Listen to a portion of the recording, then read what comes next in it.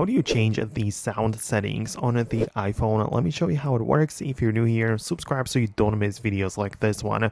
So naturally, the first thing would be to go to the control center and adjust the volume, like that is the sound settings. But for more and deeper things than that, open up your settings app and scroll to the sounds and haptics section below.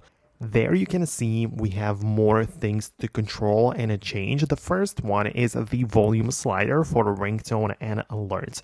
So that is not for the content volume, but for your ringtone, alerts, alarms, timers, and all of that kind of thing, right? Not for the music or videos that you watch or listen to. So there is that. Below we have the sound settings for, the ringtones and the text tones and all of that. But below we also have the volume limit for the built-in speaker. That is kind of important. It can limit the maximum volume. So check it out. Then you can reduce loud sounds, change the or reduce loud audio for your accessories, like for the headphones, and plenty of different things, right? So that is kind of important too.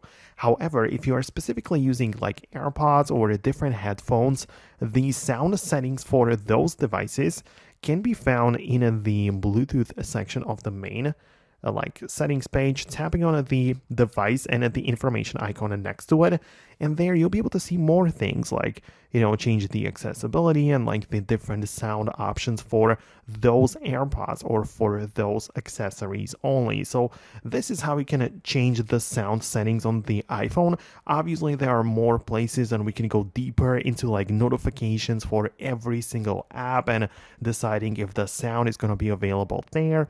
So if you have some more questions regarding this topic, let me know about it. It's possible I'll make an updated video about it in the future. So stay tuned and you don't miss it, and I'll see you later. So thanks a lot and I'll talk to you soon.